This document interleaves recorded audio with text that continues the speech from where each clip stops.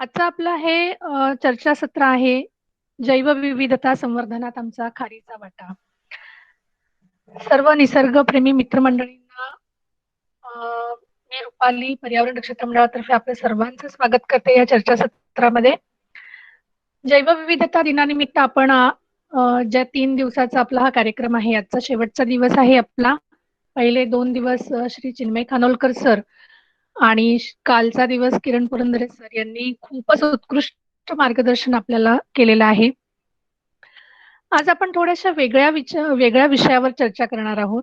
ते म्हणजे पर्यावरण दक्षता मंडळ गेली 21 वर्ष पर्यावरण शिक्षण, संशोधन आणि जनजागृती या क्षेत्रात कार्यरत आहे. या 21 वर्षांच्या कारकिर्दीत पर्यावरण दक्षता मंडळाने निसर्ग संवर्धन, जैवविविधता संरक्षण या क्षेत्रामध्ये जनजागृतीचे विविध प्रकल्प कसे राबवले, समाजाचे प्रबोधन करून त्यासाठी आवश्यक मानसिकता तयार करत असताना आलेल्या अडचणी, काही चांगले वाईट अनुभव या प्रवासाची माहिती आज आपण घेणार आहोत. तुम्हा सर्वांना माहिती आहेच की या वर्षीची जैवविविधता दिनाची मध्यवर्ती संकल्पना आहे की आपण सर्वजण या समस्यांच्या उपाययोजनेचा भाग होऊया, अशी मध्यवर्ती कल्पना आजच्या या वर्षीच्या जैवविविधता दिनाची आहे. एकीकडे लोकसंख्या वाढ, शहरीकरण, वाढती कारखानदारी, कमी होत चाललेली जंगले अशा अनेक समस्या आहेत आणि ह्या सर्व समस्यांच्या केंद्रस्थानी जर का कोणी असेल तर ते आपण आहोत. आपल्या लोकसंख्येच्या वाढीबरोबरच या समस्या निर्माण झाल्या, त्यामुळे यावरील उपाययोजना सुद्धा आपल्याला शोधल्या पाहिजेत आणि म्हणूनच पर्यावरण दक्षता मंडळाच्या कारकिर्दीत अशा समस्यांवर उत्तर शोधतानाचे टप्पे आज आपण या चर्चासत्राच्या माध्यमातून बघणार आहोत. आपल्यासोबत आज सहभागी वक्ते आहेत. जैवविविधता जोपासना आणि संरक्षणासाठी शिक्षणाच्या माध्यमातून जनजागृती आणि संवेदनशीलता निर्माण करणारा आमचा उपक्रम आहे पर्यावरण शाळा. त्याच्या प्रमुख आणि पर्यावरण दक्षता मंडळाच्या सचिव संगीता जोशी मॅडम. त्यानंतर मानव निर्मित शहरी विविधता जपणाऱ्या आणि ग्रीन लव्हर्स क्लबच्या माध्यमातून पर्यावरण कार्यकर्त्यांची बळकट फळी उभारणाऱ्या डॉक्टर मानसी जोशी मॅडम. नमस्कार मॅडम. प्रत्यक्ष जैवविविधता टिकवून ठेवण्यासाठी गेली 10 वर्षे नेटाने प्रयत्नशील असणारा मामणोली येथील पर्यावरण दक्षता मंडळाच्या निसर्गायण या उपक्रमाचा समन्वयक सुभाष इसामे. स्वागत आहे सुभाष सर तुमचं. गेली अनेक वर्ष आपलं पर्यावरण मासिक आणि लघु चित्रपट महोत्सव अशा लिखित आणि दृकश्राव्य माध्यमातून प्रभावीपणे जनजागृतीची चळवळ उभी राहिली आहे. या माध्यमांचे प्रतिनिधित्व करणारी सुरभी ठोसर आपल्यामध्ये उपस्थित आहे. सुरभी सध्या अमेरिकेत वास्तव्याला असते. ती थेट आपल्याशी अमेरिकेतून संवाद साधणार आहे. नमस्कार सुरभी. पॅनल मधील सर्व वक्त्यांचे आणि उपस्थित निसर्गप्रेमींचे खूप खूप स्वागत. आपण आजच्या चर्चासत्राला सुरुवात करताना मी सर्वांना विनंती करते की तुम्ही सर्वांनी आजचं चर्चासत्र हे मुलाखती स्वरूप म्हणजे इंटरव्ह्यू टाईप मध्ये असणार आहे. आपण प्रश्न विचारणार आणि आपले वक्ते जे आहेत ते आपल्याला उत्तर देणार. तुमचे काही प्रश्न असतील तर ते तुम्ही चॅट बॉक्स मध्ये विचारू शकता. आपण आमचे सगळे प्रश्न झाल्यानंतर आपण ते प्रश्न नक्की घेऊ. या सर्व कार्यक्रमामध्ये आपण शक्यतो आपलं जे काही टूल तुम्ही वापरताय, तुम्ही म्यूट वरती असलात तर जास्त चांगलं राहील, कारण की जेणेकरून तिथल्या काही आवाजाचा आपल्याला इथे काही व्यत्यय होणार नाही. आपण सुरू करूयात पर्यावरण शाळा या उपक्रमापासून. संगीता मॅडम, आम्हाला असं वाटतंय की पर्यावरण शाळा या उपक्रमाचं नक्की स्वरूप काय असतं? नमस्कार रुपाली. पर्यावरण शाळा म्हटल्यानंतर अनेकांना असं वाटतं, म्हणजे जेव्हा आम्ही पर्यावरण शाळा म्हणून कुठे जातो तर आपल्या इतर शाळा जशा असतात तशी ही पर्यावरण शाळा असावी असं बऱ्याच जणांना वाटतं. तर ही पर्यावरण शाळा म्हणजे शाळा नाहीये, तर प्रकल्पाचं नाव आहे आणि शाळा हे शिक्षण अर्थाने हा शब्द आपण या ठिकाणी वापरलाय. म्हणजे पर्यावरण शिक्षण देणारा उपक्रम तो पर्यावरण शाळा. तर पर्यावरण शाळा हा उपक्रम पर्यावरण दक्षता मंडळ स्थापन झाल्यानंतर सगळ्यात पहिल्यांदा सुरू झालेला आहे. कारण हा आपले पर्यावरण दक्षता मंडळ सुरू झालं ते 20-22 वर्षापूर्वी झालं त्याच्याही आधीपासून काही कार्यकर्त्यांनी अनफॉर्मल स्वरूपामध्ये काम सुरू केलेलं होतं. त्यामुळे खरं तर 25-30 वर्ष ही सगळी चळवळ चाललेली आहे असं आपल्याला म्हणता येईल. त्याला फॉर्मल स्वरूप आपण 99 मध्ये दिलं. तर त्यावेळेला पर्यावरणाच्या समस्या जाणवायला सुरुवात झालेली होती. तर ह्या समस्या नेमक्या काय आहेत, त्याची कारणं काय आहेत, त्याच्यावरचे उपाय काय आहेत. काही समस्या या स्थानिक असतात, काही समस्या या जागतिक असतात. तर ह्या सगळ्या समस्या जरी जागतिक असली तरी माझ्या ठिकाणी राहून मी त्या समस्या कमी करायला किंवा सोडवायला कशा प्रकारे सहभाग माझा देऊ शकतो, अशा अशा तऱ्हेचं पर्यावरण शिक्षण देण्याची आवश्यकता जाणवली. त्याचप्रमाणे पर्यावरणाची टर्मिनॉलॉजी ज्याला म्हणता येईल. आता आपल्याला सगळ्यांना कोरोनाचं मागच्या 1 वर्षापासून आपण ते सगळं ऐकतोय. तर सुरुवात जेव्हा झाली कोरोनाची त्यावेळेला क्वारंटाईन होणं किंवा विलगीकरण म्हणजे काय, हे सगळी वेगवेगळी टर्मिनॉलॉजी जी आहे किंवा स्कोर किती आला, हे आता आपण सहजपणाने विचारतो. कारण ही टर्मिनॉलॉजी, हे शब्द आपल्याला माहिती झालेत आणि त्याचा नेमका अर्थ, मी आता होम क्वारंटाईन आहे का हॉस्पिटलमध्ये आहे, हे म्हटल्यानंतर नेमकं काय आहे हे आपल्याला कळतं. त्याचप्रमाणे पर्यावरणामध्ये म्हणजे प्रत्येक क्षेत्रामध्ये विशिष्ट शब्द वापरले जातात आणि त्या शब्दांचा जर का अर्थ आपल्याला माहिती नसेल तर तो विषय आपल्याला कळत नाही. असे पर्यावरणातले शब्दही लोकांपर्यंत पोचावेत आणि माहिती व्हावेत आणि त्या माध्यमातून लोकांना पर्यावरण हा विषय समजावा, हा एक त्यातला हेतू होता. दुसरं म्हणजे पर्यावरण हा बऱ्याच अंशी स्थानिक विषय सुद्धा आहे. त्यामुळे माझा परिसर मला किती माहिती आहे, माझ्या परिसरामध्ये काय काय येतं, हवा आहे, पाणी आहे, माती आहे किंवा प्राणी आहेत, पक्षी आहेत, कीटक आहेत. तर ह्या सगळ्याबद्दल माझं काय नातं आहे या सगळ्यांची. तर मी काय पद्धतीने या सगळ्या गोष्टींचा विचार करतो किंवा करते आणि मी काय पद्धतीने या सगळ्या गोष्टी वापरते किंवा त्यांच्याशी मी वागते. म्हणजे माझ्याकडे समजा आता माझ्याकडे नळाला पाणी येतंय आणि मला भरपूर पाणी मिळतंय. पण म्हणून मग मी टपकणारे नळ माझ्या घरातले दुरुस्त करत नाही का? किंवा एक एक थेंब तर टपकतंय. मग त्याने काय फरक पडतो? किंवा माझ्या घरातला जो कचरा आहे तर तो मी वेगवेगळा करून देते की मी एकत्रच टाकते. असे वेगवेगळे विषय ह्या पर्यावरणामध्ये आहेत.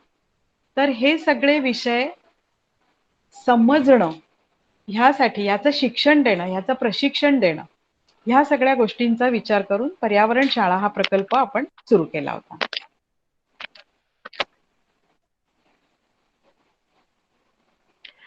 ओके. म्हणजे शाळेमध्ये कोण प्रवेश घेऊ शकतं? या शाळेमध्ये कोणीही प्रवेश घेऊ शकतं. सुरुवातीला आपण ही शाळा जेव्हा सुरू केली त्यावेळेला पर्यावरण हा विषय म्हणजे अभ्यासक्रमामध्ये शाळेतले नव्हता. विद्यार्थी? हां, तर त्या शाळेतल्या विद्यार्थ्यांसाठी आपण ही पर्यावरण शाळा चालू केली. त्याच्यामध्ये एक आपण अभ्यासक्रम ठरवला.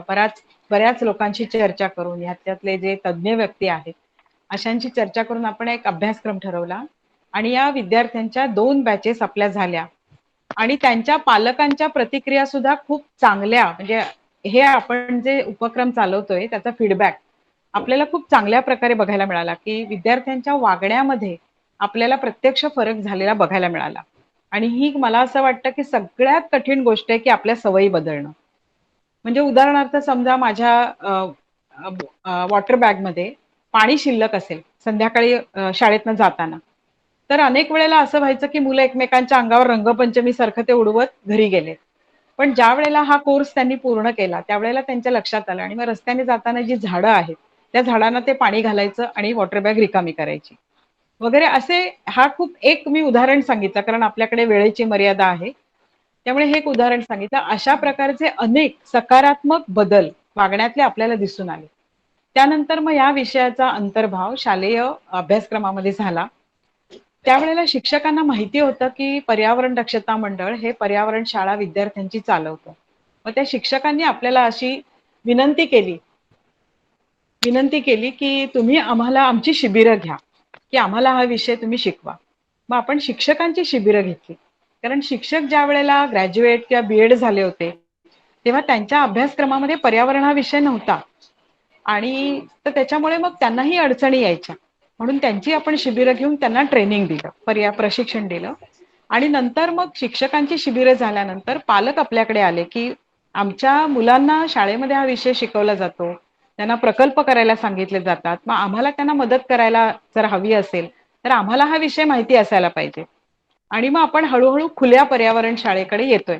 ही खुली पर्यावरण शाळा हा प्रकल्प मग आपण सगळ्यांसाठी सुरू केला. कुठल्याही वयाचे लोक ह्याच्यात प्रवेश घेऊ शकतात.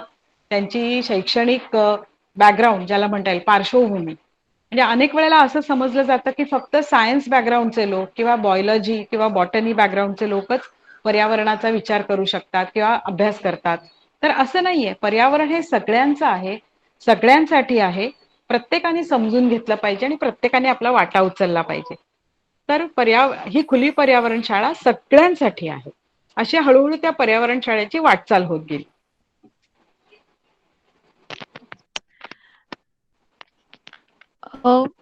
म्हणजे ही शाळा फक्त शहरी भागांमध्येच असते की काही तुमचं ग्रामीण भागामध्ये सुद्धा याचं काही नेतृत्व आहे? ही पर्यावरण शाळा दोन्ही प्रकारे चालते. शहरी पर्यावरण शाळा पण आहे आणि ग्रामीण पर्यावरण शाळा आपलं जे कल्याण मुरबाड रस्त्यावरचं जे केंद्र आहे त्या ठिकाणी त्या परिसरातल्या शाळांमध्ये आपण ग्रामीण पर्यावरण शाळाही चालवतो. पण ह्या दोन्ही शाळांमध्ये थोडा फरक आहे. ग्रामीण भागामध्ये जे विषय महत्वाचे वाटतात त्याप्रमाणे तो अभ्यासक्रम तयार केलाय. शहरी भागामध्ये जे विषय महत्वाचे वाटतात त्यानुसार आपण शहरी भागातल्या शाळांचा अभ्यासक्रम नक्की केलेला आहे. तशी दोन्ही प्रकारे ही शाळा चालते.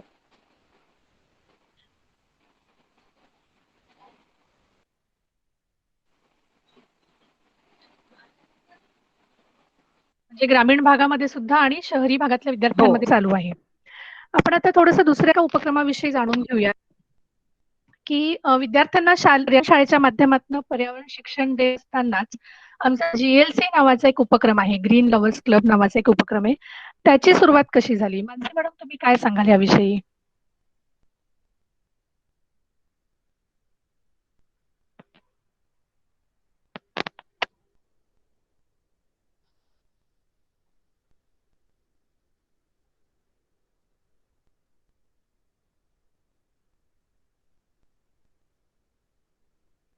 तुमचा आवाज नाही येत आहे मला.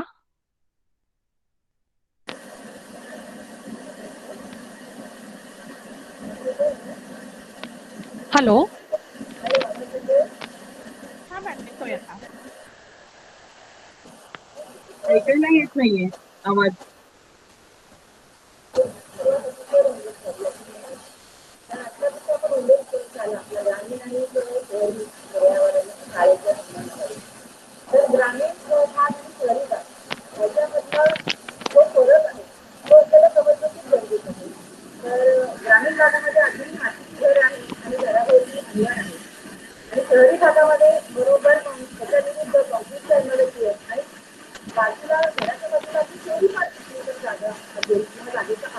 मॅडम, आवाज खूप कमी आहे तुमचा.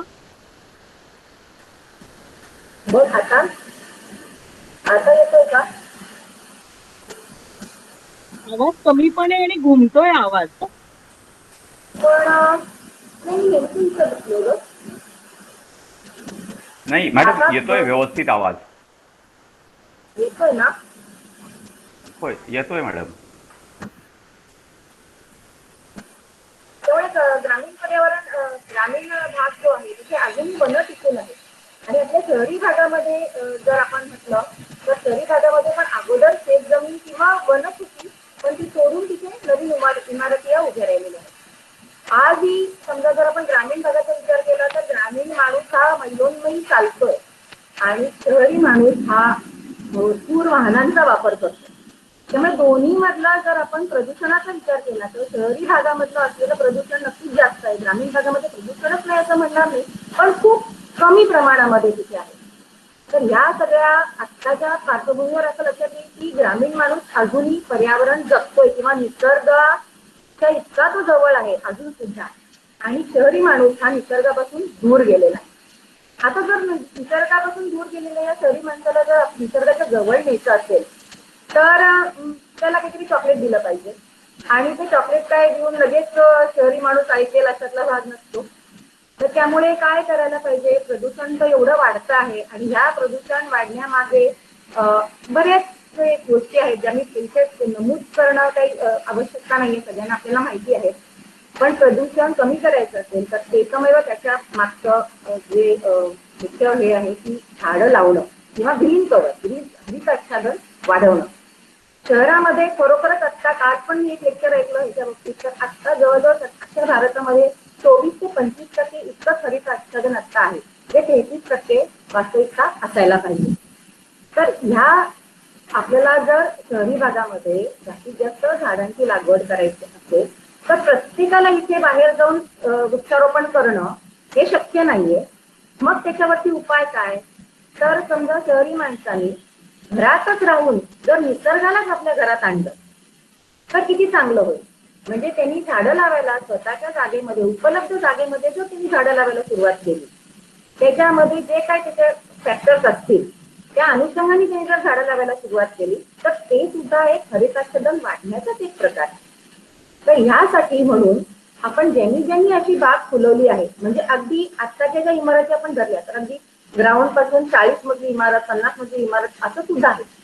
तर या 40 मजल्याच्या वरती ती झाडं नीट टिकणार आहेत का, चांगली राहणार आहेत का, मग अशांच्या ज्यांनी निसर्ग घरामध्ये फुलवलेला आहे त्यांच्यासाठी म्हणून आपण त्यांचं कौतुक करायचं असं पर्यावरण निरीक्षक मंडळाने ठरवलं. आणि मग ते नुकतं जाऊन कसं सांगणार की अरे तुमची झाडं आम्हाला बघायची आहेत तर तुम्ही दाखवाल का आम्हाला झाडं. तर त्यापेक्षा आपण एक उपक्रम जर राबवला, म्हणजे त्याचा उपक्रम जो राबवला गेला त्याचं नाव आहे नंदनवन सुंदर घरगुती बाग स्पर्धा. तर ह्या स्पर्धेच्या माध्यमातून आपण लोकांपर्यंत पोहोचलो आणि सांगायला मला इथे आनंद वाटतो की लोकांना लिटरली इतका आवडला हा आपला उपक्रम जो आहे की कोणतरी आपण जी फुलवलेली बाग आहे, कोणतरी आपण जे नंदनवन फुलवलंय ते येऊन मुळात बघतंय, त्याचं निरीक्षण करतंय, त्याचं परीक्षण करतंय, त्याचं कौतुक करतंय आणि आपल्या ज्या काही या झाडांबद्दलच्या समस्या आहेत त्याचे प्रश्न आपण त्यांना विचारतोय, त्या शंकांचं निरसन ते आपल्याला करतायत. असं जवळजवळ आपलं मला सांगायला इथे आनंद होतोय की ह्या वर्षीचं आपली जी नंदनवन स्पर्धा होती हे आपलं 15वं वर्ष होतं आणि ही जी स्पर्धा चालू झाली त्याच्यामध्ये जे आता मी सांगितलं की शंकांचं निरसन आणि पर्यावरण रक्षण मंडळाचे जजेस तिथे जायचे, त्या जजेसपैकी मीही एक जजेस होते. आणि हे सगळं शंकांचं निरसन करता करता अनेकांनी आपल्याला सांगितलं की तुम्ही इथे येता, वर्षातून एकदा येता, आमच्या काय शंका असतात, प्रश्न असतात, त्याची तुम्ही उत्तरं देता, ती आम्हाला फायदेशीर पडतात.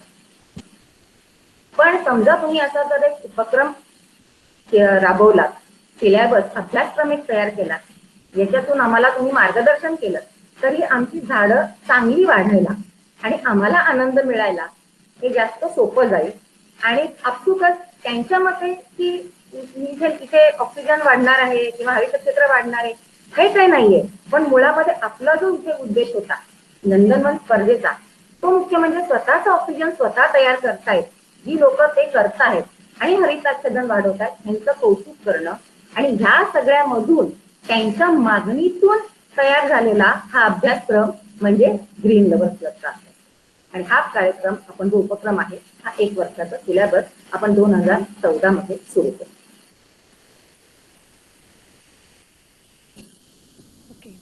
2014 साली सुरू झालेला ग्रीन लव्हर्स क्लब हा आता बऱ्यापैकी म्हणजे आपण म्हणू तसं की ठाण्यामध्ये रुजलाय, अंकुरलाय आणि आता छान मोठं स्वरूप त्याने आता तयार झालेलं आहे त्याचं. पर्यावरण दक्षता मंडळाने असाच एक निसर्गायन नावाचा प्रकल्प सुरू केला. हॅलो, आवाज येत नाही मॅडम. हा सुभाष, हो येतोय आवाज. तुमचा आवाज येत नाही. हा आवाज. काय प्रश्न विचारला परत जरा एकदा, कारण आवाज नाही आला. वाटेल उद्देश. हो सांगते मी. हो, एकच मिनिट थांबा. मला सर्व उपस्थितांना एक सांगावंसं वाटतं की सुभाष आज आपल्याकडनं खूप म्हणजे मामणोलीच्या पुढे पण एक गावामधनं बोलतोय. थोडस नेटवर्कचा प्रॉब्लेम असू शकतो, त्याच्यामुळे आपण थोडस शांतपणे ऐकण्याचा प्रयत्न करू. ठीक आहे, थँक्यू मॅम. आज आपण निसर्गायन या प्रकल्पाविषयी माहिती करून घेणार आहोत. हॅलो हॅलो आवाज. हो, बोला बोला. हां हां. आज तुमचा आवाज जैवविविधता दिन येतोय सुभाष, बोला तुम्ही. येतोय ना? ओके. आज जैवविविधता दिनानिमित्त आपण निसर्गायन या प्रकल्पाविषयी जाणून घेणार आहोत. हा प्रकल्प 1 मे 2011 रोजी सुरू झाला. गेली 10 वर्षापूर्वी हा प्रकल्प सुरू केला. त्यावेळेस ह्या प्रकल्पाचा हेतू असा होता की त्यावेळेस एक वेगळी चळवळ म्हणावी लागेल किंवा लोकांमध्ये एक शंका होती की देशी झाडं लावा, देशी झाडं लावा, देशी झाडं लावा. पण अशा प्रकारची देशी झाडं कुठे मिळतील किंवा त्यांचा सोर्स कुठे अवेलेबल होईल हे लोकांना काय कळत नव्हतं. देशी झाडं म्हणजे काय याचा त्यांचा प्रश्न असायचा की देशी झाडं म्हणजे काय आणि देशी झाडं का लावावीत. जेव्हा आम्ही हा प्रकल्प सुरू केला त्यावेळेस इथल्या जंगलाचा स्थानिकांना हाताशी धरून इथल्या जंगलाचा अभ्यास केला. मामनोली याच्या बाजूला लागून मुरबाड आणि कल्याणची बाउंड्री येते आणि या मुरबाड आणि कल्याणच्या बाउंड्रीला लागून जवळजवळ 400-450 एकरचा फॉरेस्ट आहे, रिझर्व्ह फॉरेस्ट आहे. आणि ह्या रिझर्व्ह फॉरेस्टचा आम्ही अभ्यास केला. तर याच्यामध्ये बराचसा फॉरेस्ट वाढलेला आहे. त्याच्यामध्ये असा फॉरेस्ट आहे की काही फॉरेस्टमध्ये एकसारखी लागवड केलेली आहे. म्हणजे बघितलं तुम्हाला जर एक 10 वर्षापूर्वी की त्याच्या अगोदर जर बघितलं असेल जंगलं तर एकसारखी सागाची लागवड किंवा ऑस्ट्रेलियन साग किंवा ऐन अशा प्रकारची लागवड केलेली बहुधा दिसायची किंवा एखाद्या ठिकाणी बांबूचीच लागवड केलेली दिसायची. पण हे करणं योग्य आहे का? हे मोनोकल्चर झालं तर तशा प्रकारचं करणं गरजेचं आहे का ते आम्ही सगळे जंगलाचा अभ्यास केला. त्याचबरोबर तिथल्या नर्सऱ्यांचा पण अभ्यास केला. तेव्हा असं लक्षात आलं की तिथे स्थानिक अशा देशी झाडांच्या नर्सऱ्याच नाहीत. मग आम्ही असं बघितलं की तिथे फॉरेस्टच्या नर्सऱ्या पण आहेत पण फॉरेस्टच्या नर्सऱ्यांमध्ये गुलमोहर, सोनमोहर, रेनट्री अशा प्रकारच्या विदेशी झाडांची. पण देशी झाडं का लावावीत किंवा विदेशी झाडं का नकोत तर त्याच्या मागचा हेतू असा आहे की जर आपल्याला ही जैवविविधता टिकवायची असेल, जैवविविधता म्हणजे एक फूड चेन असते की प्रत्येक पक्षी असेल किंवा फुलपाखरू असेल किंवा कीटक असेल याचं प्रत्येकाचं स्वतःचं झाड असतं. म्हणजे स्वतःचं झाड किंवा बरेच पक्षी वेगवेगळ्या झाडांवर करतात पण काही फुलपाखरं असतील किंवा काही कीटक असतील यांची स्पेसिफिक झाडं आहेत की ती त्याच झाडावर अधिवास करतात. तर मग जंगलात जर जैवविविधता वाढवायची असेल तर मग तशा प्रकारच्या झाडांची लागवड त्या जंगलात असणं गरजेचं आहे. तर ती एक चेन तयार व्हायला पाहिजे. त्या हेतूने निसर्गायन या प्रकल्पामध्ये आपण तशा प्रकारची झाडं तयार करावी हा हेतू ठेवला होता. मग त्याच्यामध्ये आम्ही काय केला की तिथल्या स्थानिकांना घेऊन त्या जंगलामध्ये फिरून त्या जंगलामधल्या काही बिया संकलित केल्या. त्या बिया ओळखणं, कारण मी सुद्धा ज्यावेळेस 2011ला जॉईन झालो तर मी डिप्लोमा ॲग्रिकल्चर असल्याकारणाने माझा जंगलाशी तसा संबंध इतका नव्हता. पण मग ते लोकांच्या मदतीने बिया ओळखणं, कारण माझ्यासाठीही काही बिया नवीन होत्या, त्या बियांची ओळख करून घेतली, त्या बिया उगवायच्या कशा याची माहिती करून घेतली आणि त्या सगळ्या झाडांच्या बिया गोळा केल्या. जवळजवळ तिथे 45 ते 50 प्रकारची त्या जंगलात झाडं आम्हाला बघायला मिळाली वृक्ष स्वरूपात. त्या वृक्ष स्वरूपातल्या झाडांच्या बिया संकलित केल्या. तिथे स्थानिकांच्या मदतीने तिथे प्लॅस्टिकच्या पिशव्या किंवा पॉलिबॅग भरून त्याच्यामध्ये सीड जर्मिनेशन करणं असं आम्ही केलं. त्याचा मोबदलाही तिथल्या स्थानिकांना आम्ही देत होतो. खरं तर त्या मोबदला देऊन तिथल्या स्थानिकांना घेऊन आम्ही तशा प्रकारची एक बिया गोळा करून आणि त्याचं जर्मिनेशन करायला सुरुवात केली. तर अशा प्रकारचं आमच्या तेव्हा लक्षात आलं की तिथे सुद्धा वारस, खरशेंग, टेटू, बाहवा, साग तर सगळीकडेच. म्हणजे सागाची जी लागवड आपल्याकडे बघायला मिळते, तुम्ही बघितली असेल की साग आपल्याकडे पुष्कळ प्रमाणात जंगलात लावलेला बघायला मिळेल, एकसारखा सागच. तर पूर्वी जंगलामध्ये सागच लावला जायचा, कारण हे फॉरेस्टचं एक रूल होतं की म्हणजे पूर्वीपासून चालत आली परंपरा म्हणावी लागेल की परंपरा होती की साग लागवड करायची. तर साग लागवड ही कधीपासूनची सुरुवात आहे की ती इंग्रजांच्या काळात. तर त्याच्या मागे त्यांचा व्यवसाय होता. इंग्रजांनी ही सुरुवात केली खरं तर साग लागवडीची, कारण त्यांना आपल्याकडचा उत्तम प्रकारचा फर्निचर वूड एक्सपोर्ट करायचा होता म्हणून त्यांनी साग लागवड केली आणि तिथून ती परंपरा पडत गेली. ती आजपर्यंत तशी परंपरा आपल्याकडे होती. पण आता बघायला गेलात तर आता आम्ही आता सुद्धा नर्सऱ्यांमध्ये व्हिजिट करतो, त्यावेळेस तिथल्या नर्सऱ्यांमध्ये खरोखर फॉरेस्टच्या नर्सऱ्यांमध्ये वेगवेगळ्या प्रकारची झाडं, तिथे देशी झाडं बघायला मिळतात. त्याचबरोबर तिथे काही नर्सऱ्यांमध्ये गुलमोहर, सोनमोहर, रेनट्री अशा प्रकारची झाडं लावणं बंद केली. म्हणजे तशा प्रकारची झाडं लावत नाही, लावतात पण खूप कमी. पण विदेशी झाडं का नको तर विदेशी झाडं आणि पूर्वी असं होतं की विदेशी झाडं लावा लावा असं करायचे. तर त्यामागचं लावण्यामागचं कारण असं होतं की ती विदेशी झाडं पटकन वाढतात, त्यांच्यावर कुठल्या प्रकारची कीड येत नाही, त्यांच्यावर कुठल्या प्रकारची अळी येत नाही, म्हणून तशा प्रकारची झाडं लावली जायची. पण नंतर लक्षात आलं की हे आपल्या बायोडायव्हर्सिटीला किंवा आपल्या कीटकांना त्यांचा काही उपयोगच नाही. जर त्याच्यावर कीटक आले, त्याच्यावर आळ्या आल्या, त्याच्यावर वाळवी आली, तर त्याच्यावर एक जीवसृष्टी तयार होईल आणि एक जैवविविधता टिकून राहील. ह्या हेतूने देशी झाडांची लागवड केली जायची. म्हणून आपण अशा प्रकारच्या वेगवेगळ्या झाडांची लागवड, पण अशा प्रकारच्या सगळ्याच झाडांची लागवड ही बियाणे होते का? तर अशी बरीचशी झाडं आहेत की ज्यांची लागवड बियाणे पण होत नाही. मग त्यांची लागवड रूटने असेल किंवा काहींची लागवड कटिंगने असेल. तर जसं डीके माळी सारखं आहे, बिया तर येतात त्याच्यावर, बियाणे जर्मिनेशन होतं, पण त्या बिया लागण्या अगोदर त्याच्यामध्ये आळी बसते. मग तशा प्रकारची डीके माळी सारखी रोपं आहेत ती कटिंगनेच करावी लागतात. किंवा काही रोपं अशी आहेत की ती रूट प्रपोगेशननीच करावी लागतात. तर अशा प्रकारच्या आम्ही वेगवेगळ्या पद्धतींचा वापर करून तिथे देशी झाडांची एक नर्सरी तयार केली. हा सुरुवातीचा उद्देश होता आमचा. पण जेव्हा आम्ही देशी झाडांची नर्सरी केली, तर देशी झाडांची नर्सरी केली तर त्याच्यामध्ये अशी काही आपल्याकडे परंपरागत काही रूढी आहेत. त्याच्यामध्ये म्हणजे आपल्याकडे आपट्याच्या म्हणजे दसऱ्याच्या सणाला आपट्याची मोठी तोड केली जाते किंवा वटपौर्णिमेच्या दिवशी वडाच्या झाडांची मोठी तोड केली जाते. तर याच्यामध्ये आम्ही अशा प्रकारच्या झाडांचं जास्त हे केला की ह्या परंपरा कुठेतरी खंडित होऊन, परंपरा खंडित न करता त्या परंपरांना वेगळं वळण देण्याचा एक प्रयत्न केला. त्याच्यामध्ये आम्ही लोकांना वटपौर्णिमेच्या दिवशी वडाची झाडं देणं किंवा आपट्याच्या सणाच्या दिवशी, दसऱ्याच्या सणाच्या दिवशी आपट्याची झाडं देणं, अशा प्रकारचे उपक्रम त्याच्यामध्ये आम्ही, तो हेतू पण आमचा होता त्याच्यामध्ये आणि तो हेतू पुढे पुढे आमचा साध्य झाला. त्याचबरोबर की हा प्रकल्प आमचा चालू असताना म्हणजे हा प्रकल्प म्हणजे आमचा निसर्गाने हा प्रकल्प चालू असताना काही वर्षानंतर आम्हालाही माहित नव्हतं की देवराई सारखा आम्हाला प्रकल्प मिळेल आणि तो सुदैवाने तो देवराई सारखा प्रकल्प मिळाला.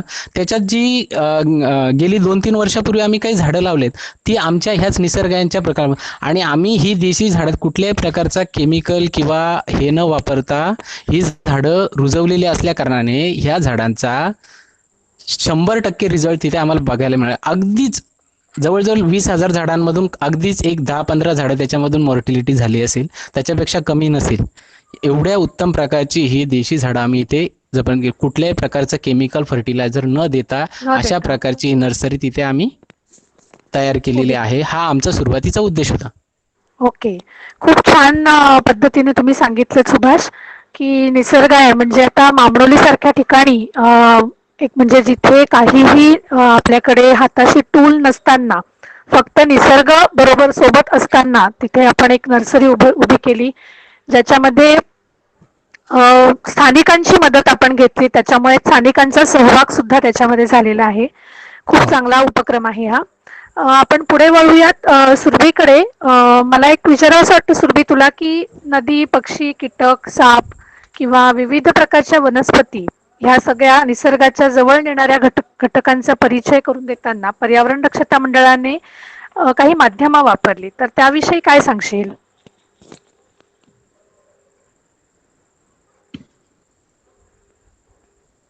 धन्यवाद रुपाली मॅडम. मी म्हणजे आबालवृद्धांना निसर्गाच्या जवळ नेणाऱ्या घटकांचा परिचय करून देताना आपलं पर्यावरण हे एक माध्यम आहे, आपलं मॅगझिन, त्याविषयी बोलू इच्छिते. आपलं पर्यावरण हे मॅगझिन साधारण 2004 मध्ये सुरू झालं आणि पर्यावरण शिक्षण घरोघरी ही थीम घेऊन आपण सर्वांच्या घरी पोहोचू लागलो. या अंकामध्ये मुख्यतः जीविधता आणि पर्यावरण या विषयाबद्दल ची आर्टिकल्स किंवा मुलाखती, छायाचित्रे या सर्वांचा समावेश होतो. लिखित स्वरूपात प्रत्यक्ष अंकातून जेव्हा आपण एखादं आर्टिकल वाचतो तेव्हा त्याच्या 2 ओळींच्या मधला एक वेगळं जग असतं. म्हणजे समजा आपण एखादं जंगल रिसेंटली व्हिजिट केलं असेल आणि आपण जंगलाबद्दल एखादं आर्टिकल वाचत असू, तर आपल्या कल्पनेतलं जंगल आणि त्या लेखकाच्या कल्पनेतलं जंगल या दोन्हीचा छान एक समेळ होतो आणि एक डबल आनंद आपल्याला त्या वाचनाचा घेता येतो. जेव्हा आपण हे मॅगझिन सुरू केलं तेव्हा मुख्यतः सामान्य लोकांपर्यंत आणि विद्यार्थ्यांपर्यंत पर्यावरण हा विषय पोहोचवणे हा त्याचा मुख्य उद्देश होता. त्यामुळे शाळांमधून आपण याची सुरुवात केली. त्यानंतर हळूहळू विविध ग्रंथालये, नंतर महाविद्यालय या सर्वातून हे मॅगझिन आपण लोकांपर्यंत पोहोचवू लागलं. वृत्तपत्रामध्ये जेव्हा आपण एखादी बातमी वाचतो तेव्हा ती आपल्याला समजते, परंतु त्याच्याबद्दल त्यामागचं विज्ञान किंवा त्या बातमीच्या मागचं पर्यावरण हे जाणून घ्यायचं असेल तर आपलं पर्यावरण सारखे मॅगझिन्स हे याच्यात खूप महत्वाचा रोल बजावतात. वृत्तपत्रामध्ये ज्या ब्रेकिंग न्यूज असतात त्यातून लोकपरिवर्तन होऊ शकत नाही, परंतु एखाद्या गोष्टीच्या खोलात जाऊन जर आपण त्या गोष्टीची माहिती घेतली तर त्यातून जनमत बनवण्यासाठी किंवा लोकपरिवर्तनासाठी खूप उपयोग होतो. ह्याचं एक उदाहरण मला द्यावंसं वाटतं की आरेच्या मध्ये आता जे वृक्ष तोडीचं जे झालं होतं आरेमध्ये, सो तेव्हा आपण वेगवेगळ्या शाळांमध्ये जाऊन मुलांच्या समोर हा विषय मांडला होता. म्हणजे पर्यावरण डेव्हलपमेंट आणि एन्व्हायरमेंट हे दोन्ही विषय आपण मुलांसमोर मांडले आणि त्यांचं मत या विषयीचं तयार केलं. म्हणजे असं नाही की आपण एन्व्हायरमेंटल एनजीओ आहोत म्हणून फक्त पर्यावरणाची बाजू त्यांना सांगितली, परंतु डेव्हलपमेंट आणि एन्व्हायरमेंट या दोन्ही बाजू त्यांना आपण सांगितल्या आणि त्यांचं याविषयी मत काय, त्यांना डेव्हलपमेंट पाहिजे का त्यांना एन्व्हायरमेंट पाहिजे, असं आपण एक सर्वे या निमित्ताने घेतला होता. इथे आपण हे बघू शकतो, हे आपलं पर्यावरणचा पहिला अंक जो मगाशी मी उल्लेख केला त्याचं हे फ्रंट पेज आहे आणि हे त्याचे प्रकाशनाचा फोटो. आपले मुंबई विद्यापीठाचे vice chancellor ex vice chancellor doctor Sanjay Deshmukh यांच्या हस्ते आपण हे प्रकाशन केलं होतं. सोबत डॉक्टर विकास हजीरनीस आहेत आणि आपलं पर्यावरणचे संपादक श्री विद्याधर वालावलकर आणि डॉक्टर संजय जोशी सुद्धा आपल्याला येथे या फोटोमध्ये आहेत. मगाशी मी जो उल्लेख केला की आर्टिकल्स आणि या सर्व गोष्टींसोबत ही सदरं आपण काही चालवली या अंकात. तर यामध्ये फुलवा आहे, डॉक्टर अंजना देवस्थळी मॅमचं फुलवा हे आर्टिकल. त्यानंतर फुलपाखरं मकरंद कुलकर्णी यांचं हे सदर होतं. कीटकांच्या विश्वात युवराज गुर्जर यांचं सदर. मला असे वाटते हे पक्ष्यांविषयी खूप सुंदर सदर डॉक्टर नागेश टेकाले यांचं होतं. त्यानंतर रत्नाकराचे अंतरंग डॉक्टर पुरुषोत्तम काळे यांचं सदर. त्यासोबत वनांचे श्लोक किंवा ओळख परिसंस्थांची यासारखी सदरं आपण या मासिकाद्वारे चालवतो. त्यानंतर या काही कार्यशाळा आपण या निमित्ताने मासिकाच्या माध्यमातून घेतो. त्यामध्ये क्रिएटिव्ह रायटिंगची खूप छान कार्यशाळा आपण घेतली होती. तर तेव्हा आपल्यासोबत श्री किरण पुरंदरे आणि प्रख्यात लेखिका वीणाजी गवाणकर उपस्थित होत्या. कालच आपण किरण पुरंदरे सरांना ऐकलं. त्यांचा अभ्यास या क्षेत्रातला खूप सुंदर आहे आणि यासोबतच आपण अनेक स्पर्धा सुद्धा ऑर्गनाईज करतो. त्याच्यामध्ये फोटोग्राफी स्पर्धा असेल किंवा कार्टून कॉम्पिटिशन असेल, यासारख्या अनेक स्पर्धा ज्यातून पर्यावरण संवर्धनाविषयी आपण लोकांमध्ये जनजागृती करतो. या निमित्ताने मला 2 अनुभव शेअर करावेसे वाटतात. सर्वप्रथम मुळामुठा बर्ड सँच्युरी ही जी पुण्यामध्ये आहे त्या बाबतीत एक अनुभव आहे. तो म्हणजे मी तिथे MSc साठी पुण्यामध्ये होते आणि ही जी मुळामुठा बर्ड सँच्युरी आहे तिथे 1970 साली डॉक्टर सालीम अली यांनी तिथे भेट दिली होती आणि त्यांची इच्छा होती की इथे सँच्युरी व्हावी. तर आत्ताची जी म्हणजे 4-5 वर्षापूर्वीचा जो या सँच्युरीची परिस्थिती आहे ती खूप वाईट आहे. म्हणजे एका साईडला क्रिमेटोरियम आहे आणि एका साईडला गार्बेज डेपो आहे. त्या दोघांच्या मध्ये ही सँच्युरी सँडविच झालेली आहे. तर याची सद्यस्थिती सांगणारं एक आर्टिकल आपण आपलं पर्यावरण मधून प्रकाशित केलं होतं. तर त्या निमित्ताने सुधीरजी मुनगंटीवार यांनी पुण्याच्या आयुक्तांना हे पत्र लिहिलं की या सँच्युरीच्या बद्दल किंवा या पक्षी अभयारण्याबद्दल तुम्ही विशेष लक्ष घालावं. तर हे आणि अजून एक अनुभव मला या ठिकाणी सांगावासा वाटतो ते म्हणजे रत्नागिरी येथील कुडावळे गावातील दिलीपजी कुलकर्णी हे यांनी जेव्हा आपलं मासिक वाचलं होतं तेव्हा पर्यावरण शिक्षणातील रिलायबल सोर्स या असं त्यांनी आपल्या मासिकासाठी म्हटलंय की शिक्षकांना शिकवण्यासाठी, विद्यार्थ्यांना शिकण्यासाठी आणि पालकांना समजून घेण्यासाठी हे अतिशय सुंदर मॅगझिन आपण आपलं पर्यावरण हे मॅगझिन चालवतो आहोत. असे अनेक अनुभव आहेत, परंतु आता वेळ कमी असल्यामुळे मी हे 2 अनुभवच तुम्हाला सांगितले. खरंच खूप चांगलं यश आहे की एखाद्या म्हणजे प्रशासनातल्या माणसाने, व्यक्तीने आपल्या मासिकामधल्या लेखाची नोंद घेतली आणि त्यावरनं पुणे महानगरपालिकेला त्याविषयी काही ऍक्शन घ्यावी म्हणून सुचवलं. तर ही खरंच आपल्यासाठी खूप मोठी गोष्ट आहे. एखाद्या मासिकासाठी आपलं पर्यावरण म्हणजे पर्यावरण क्षेत्रातल्या मासिकासाठी ही खरंच मोठी गोष्ट आहे. खूप छान उपक्रम आहे हा. आपण पुन्हा एकदा विद्यार्थ्यांकडे वळूयात. संगीता मॅडम, तुम्ही काय सांगाल की जैवविविधता हा विषय जेव्हा आपण विद्यार्थ्यांपर्यंत पोहोचवतो तेव्हा हा विषय शिकवत असताना कशा पद्धतीने शिकवला जातो विद्यार्थ्यांना? जैवविविधता विषय हा पर्यावरण शिक्षणक्रम आपण जो तयार केलाय, सिलेबस जे तयार केलंय, तर त्याचाच एक भाग आहे हा जो हे जे सगळे विषय शिकवले जातात हे वेगवेगळ्या प्रकाराने शिकवले जातात. ते अमुकच एक साचेबद्ध पद्धत अशी काही नाहीये. म्हणजे ते लेक्चरच्या किंवा व्याख्यानाच्या माध्यमातून शिकवले जातात किंवा काही कार्यशाळा घेतल्या जातात किंवा त्याच्यावरच्या फिल्म्स दाखवल्या जातात. म्हणजे पर्यावरण शिक्षणाला अमुक एक माध्यम आहे किंवा हे ह्याच प्रकारे शिकवलं पाहिजे असं नाहीये. तर असंख्य कार्यक्रम आहेत, असंख्य आपले विविध उपक्रम आहेत. म्हणजे साधा निसर्ग मेळा आहे आपला, हा जो अतिशय लोकप्रिय उपक्रम आहे. तर त्याच्यामध्ये आपण आवाजावरून पक्षी ओळखा यासारखी स्पर्धा घेतो किंवा क्विज कॉम्पिटिशन घेतो आणि प्रत्येक क्विजच्या कॉम्पिटिशनच्या वेळेला आपल्याला एक विषय दिला जातो. म्हणजे आणि आपला अनुभव असा आहे की मुलं खूप चांगल्या प्रकारे अभ्यास करून ह्या क्विज कॉम्पिटिशन मध्ये भाग घेतात किंवा पॉवर पॉइंट प्रेझेंटेशन आपलं एक स्पर्धा आहे, त्याच्यात सुद्धा आपण पर्यावरणासंबंधी विविध विषय देतो. त्यातही जैवविविधता असा आपण विषय दिलेला होता. अशी वेगवेगळी माध्यमं आपण वापरतो. चित्रकला स्पर्धा आहे, त्याच्यात आपण जैवविविधतेचं वर्णन असलेली एखादी कविता देतो आणि त्या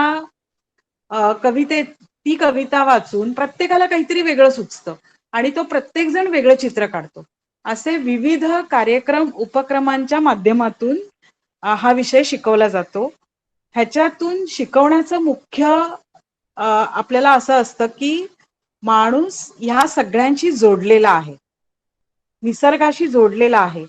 मी आणि निसर्ग असं वेगळं नसून निसर्गामध्ये मी आहे. म्हणजे जसे एखादा प्राणी आहे, एखादा पक्षी आहे, एखादा कीटक आहे, एखादा फुलपाखरू आहे किंवा एखादं काहीही आहे, तर ह्या सगळ्यांसाठी निसर्ग जो आहे किंवा निसर्गासाठी एखादा पक्षी जितका महत्वाचा आहे तेवढाच माणूस महत्वाचा आहे. माझ्यासाठी निसर्ग असं नसून या सगळ्या साखळीचा, जसा सुभाषने उल्लेख केला की साखळी असते, तर या साखळीचा, या निसर्गाचा मी एक घटक आहे आणि मी या सगळ्यांशी जोडलेलो आहे. या सगळ्या शिक्षणातून आपण हा संदेश देण्याचा किंवा हा विचार देण्याचा एक हे करतो, प्रयत्न करतो, हेच सांगता येईल. ओके. जैवविविधता हा विषय शिकवताना फक्त क्लासरूम शिक्षण असते की काही अजून गोष्टींचा अंतर्भाव केला जातो? म्हणजे जैवविविधता हा विषय खरं तर अ, अ, फक्त वर्गात बसून शिकण्याचा नाही आहे. जैवविविधता विषय अगदी बरोबर आहे. जैवविविधताच काय, मी तर म्हणेन पर्यावरण हा विषय 4 भिंतीत बसून शिकण्याचा नाहीये.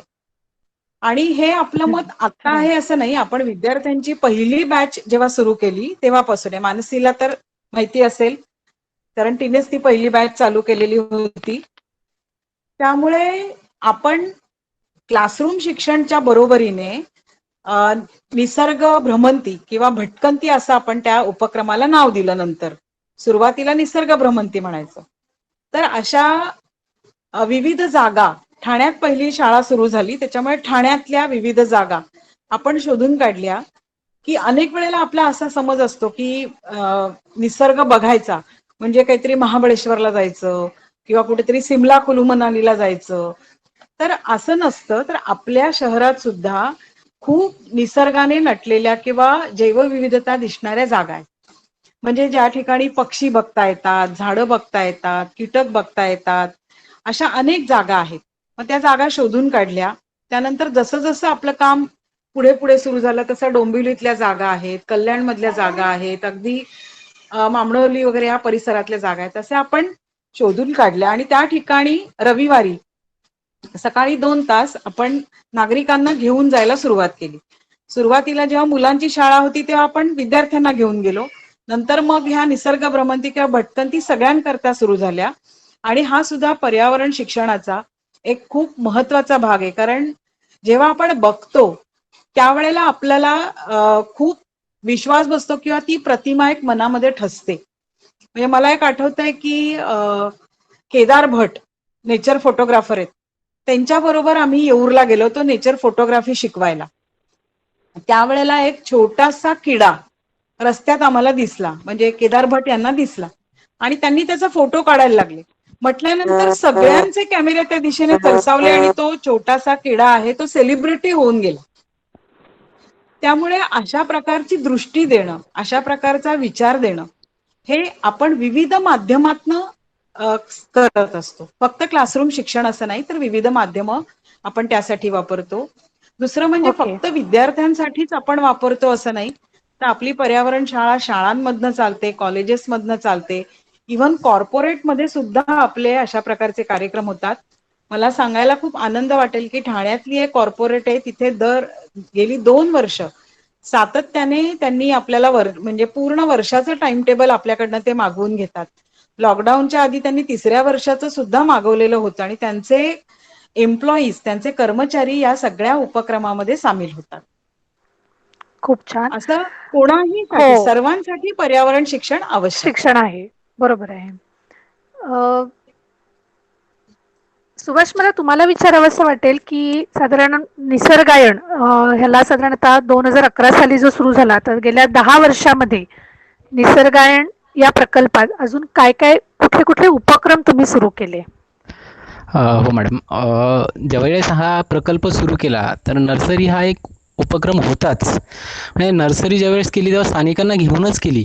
तर त्याच्यामागचा हेतू असा होता की इथले जे शेतकरी आहेत किंवा इथलं जे मुलं किंवा शेतकरी किंवा तरुण वर्ग जो आहे तो तो फक्त एक भात पीक घेतला की नंतर म्हणजे खूप कमी लोक आहेत, म्हणजे जवळजवळ अगदी 10% लोक असे किंवा 5% लोक असे आहेत की जे भात पीक घेतल्यानंतर दुसरं पीक घेतात किंवा बागायत वगैरे करतात, पण त्याच्या व्यतिरिक्त दुसरे काही करत नाहीत. तर मग अशा शेतकऱ्यांना हाताशी धरून आपल्याला काही वेगळं काही करता येईल का, म्हणून एक नर्सरी हा पहिला प्रकल्प होता की त्यांनी त्यांच्या शेतामध्ये अशा प्रकारची नर्सरी सुरू करावी. त्याच्यानंतर आपण तिथे त्याच आपला जवळजवळ 3.5 एकरचा हा निसर्गांचा प्रोजेक्ट आहे, त्याच्यामध्ये 3.5 एकरचा भूभाग आहे, त्याच्यामध्ये आपली नर्सरी आहे. त्या नर्सरी बरोबरच आपण एक मत्स्यशेती हा प्रकल्प चालवला. ज्याच्याकडे शेती सोडून बाकी जागा जमीन व्यवस्थित असेल तर अशांसाठी मत्स्यशेती हा एक प्रकल्प चांगला आहे. तशा प्रकारचे आम्ही ट्रेनिंग सेंटर पण, म्हणजे ट्रेनिंगसाठी पण आपण तिथे व्यवस्था केलेली निसर्गायणला. तर तसे छोटंसं तळं बांधून त्याच्यामध्ये मासे सोडून तसा प्रकारचा प्रकल्प तुमच्या शेतावर तुम्ही चालू करू शकता. त्याचबरोबर देशी गायीचा गोठा आहे. गाय म्हटलं की दूध किंवा म्हशी म्हटलं की दूध हे एकच आपण बघतो, तर तशा प्रकारचं न बघता देशी गायीचा गोठा आम्ही एवढ्यासाठी केलाय की दूध न बघता त्या गोठ्यातून आपल्याला काय काय उत्पन्न होऊ शकतो. त्याच्यामध्ये तुम्हाला गोमूत्र आहे, त्याचबरोबर तुम्हाला त्याच्या गांडूळ खत तयार करण्यासाठी ते जे शेण मिळतं ते शेण तिथे त्यांच्यापासून मिळू शकतं. त्या शेणापासून वेगवेगळे तुम्ही हे तयार करू शकता, म्हणजे त्याच्यामध्ये शेण्या आहेत, त्याचबरोबर तुम्ही त्याच्या धूपकांड्या तयार करू शकता. तर अशा प्रकारचे वेगवेगळे तुम्ही जीवामृत आहे, अशा प्रकारचे वेगवेगळे तुम्ही त्याच्यामध्ये करू शकता. फक्त गोठा दूध न बघता बाकीचेही त्याच्यामध्ये प्रोडक्ट्स आहेत. त्यानंतर आपण फुलशेतीसारखा प्रकल्प तिथे केलेला आहे की फुलशेती करून सुद्धा एक उत्पन्नाचं साधन किंवा शेतीपूरक उद्योग होऊ शकतो. त्यानंतर आपण तिथे गांडूळ खत निर्मिती, बऱ्याच अंशी इथल्या ज्या म्हणजे बचत गट चालवणाऱ्या महिला वगैरे आहेत त्यांना अशा प्रकारच्या सुविधा येतात, तर त्याच्यामध्ये आपण इथल्या लोकांना जोडीला घेऊन आपण अशा प्रकारचा करण्याचा प्रयत्न केला. सुरुवातीला आपण इथलीच लोकल माणसं त्यांच्याच मदतीने हे सगळे प्रकल्प आपण चालवत होतो. म्हणजे जेव्हा आपण हे सुरू केलं तिथल्या लोकांना घेऊन की तिथली लोक शिकावीत ह्या हेतूने आपण ते प्रकल्प सुरू केले. त्यानंतर मधमाशी पालन हा एक प्रकल्प आपल्याकडे आहे की इथे मधमाशी, हे सगळे जे प्रकल्प मी सांगितले मागाशी, जे आपण जैवविविधता टिकवण्याचा एक माध्यम, तशा प्रकारचं टिकवण्याचं माध्यम हे निसर्गायन. आपण तिथे तुम्हाला जर अनुभव घ्यायचा असेल जैवविविधतेचा तर निसर्गायन हा एक उत्तम प्रकल्प आहे, हे मला सांगायचं आहे त्याच्यामधून. तर मधमाशी पालनावर होतं. मधमाशी पालन हा एक प्रकल्प आपल्याकडे आहे की हा एक साईड बिझनेस म्हणून किंवा शेतीपूरक उद्योग म्हणून आपण तिथे बघू शकतो. ज्यावेळेस आम्ही हा मधमाशी हा बाहेर आम्ही पेट्या लावल्या लोकांना दाखवायचो, तर असं लक्षात आलं की त्या मधमाशा गायब व्हायला लागल्या. म्हणजे आमच्याकडे 2 पेट्या होत्या, दोन्ही पेट्या काही दिवसानंतर पहिला पीक घेतल्यानंतर रिकाम्या झाल्या. म्हणजे त्यातली राणी माशी गेली, माश्या गेल्या, सगळ्या गेल्या. मग आमचा त्यातला, म्हणजे माझा तर त्यातला अगदी कमी अभ्यास असल्याकारणे मला वाटतं ते असं काहीतरी झालं. तर त्याच्यानंतर आम्ही त्या पेट्या उचलल्या आणि अगदी माणसांपासून दूर की म्हणजे अगदी ठेवल्याच होत्या की याच्यात काहीच होणार नाही म्हणून अशा ठेवल्या. पण त्याच्यात निसर्गाने म्हणजे बायोडायव्हर्सिटी कशी असते की तिथे फुलं आहेत तर मधमाशा येणारच, तिथे पाणी आहे तर मधमाशा येणारच, बाकी फ्लोरा आहेच म्हणजे मधमाशा तिथे आहेच. मग त्या पेट्यांमध्ये आपोआपच तिथे मधमाशा आल्या. हा एक तिथला अनुभवलेला आमचा एक म्हणजे अगदीच म्हणजे जेव्हा आम्ही व्यवस्थित लक्ष देत होतो त्यावेळेस तिथे मधमाशा गायब झाल्या, पण आम्ही दुर्लक्ष केलं तर मधमाशा आपोआपच येऊन त्या पेटीमध्ये गेली 8-10 दिवसापूर्वी आम्ही जवळजवळ त्याच्यातून 2 किलो मध कलेक्ट केला. त्यानंतर सेंद्रिय शेती कशी करायची तर त्याची प्रात्यक्षिक आम्ही तिथे घेतो. त्याच्यानंतर कुक्कुटपालन आहे, छोट्याशा लेवलवर कुक्कुटपालन कसं करायचं तर ते तिथे करू शकतो. नर्सरी हा आपला एक प्रकल्प आहेच. अशा प्रकारचे प्रकल्प जसं ग्रामीण भागामध्ये लोकांना आपण ते उद्योग म्हणजे शेतीला जोडधंदा म्हणून अशा प्रकारचे प्रकल्प ते शेतावर सुरू करू शकतात. असं आम्ही तिथल्या स्थानिकांसाठी हे प्रकल्प सगळे सुरू केले. त्याचबरोबर शहरातल्या लोकांसाठीही काही प्रकल्प आम्ही सुरू केले की शहरातली लोक यायची तिथे बघायची. मग सौर चुलीचा वापर, तिथे आमच्याकडे एक सौर चूल आहे, त्याच्यामध्ये जेवण कसं शिजवायचं ते आहे, कांडी कोळसा आहे. तर अशा प्रकारचे किंवा बाकी म्हणजे नर्सरी किंवा फुलपाखरू किंवा अशा प्रकारचे बरेच प्रोजेक्ट तिथे तुम्ही बघायचं असेल म्हणजे शहरातल्या लोकांना सुद्धा बघायचं असेल तर तुम्ही निसर्गाला नक्की भेट द्या. एक दिवसाच्या याच्यामध्ये बघून तर होणार नाही, पण एक दिवसामध्ये तुम्ही तिथला निसर्गाचा नक्की अनुभव व्यवस्थितपणे घेऊ शकता. थँक्यू. तर आपल्यापासून खूपच जवळ आहे तसं निसर्गायण. निसर्गायण हे जे आमचं सेंटर आहे हे मामणोली जवळ आहे. कल्याण मुरबाड रोडवरती मामणोली नावाचं गाव आहे, तिथे आपलं हे सेंटर आहे. आणि तुम्ही चॅट बॉक्समध्ये बघू शकता की त्याच्यासाठी तुम्हाला कॉन्टॅक्ट करायचा आहे डॉक्टर प्रसाद कर्णिक सर यांना. त्यांचा नंबरही तिथे दिलेला आहे. धन्यवाद पौर्णिमा शेअर केल्याबद्दल. मानसी मॅडमकडे जाऊयात पुन्हा एकदा आपण. मानसी मॅडम, 2014 पासून GLC हा उपक्रम चालवला जातो. तर जैवविविधता जोपासण्यासाठी हा उपक्रम कसा परिणामकारक आहे, ते कशा पद्धतीने तुम्ही हा उपक्रम चालवता?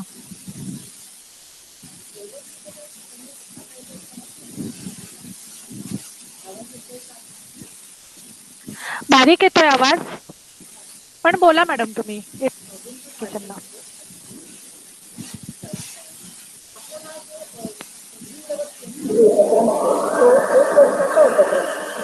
आणि तो हा एक वर्षाचा उपक्रम आहे. याच्यामध्ये फक्त एका झाडाची किंवा 2 झाडाची माहिती देते.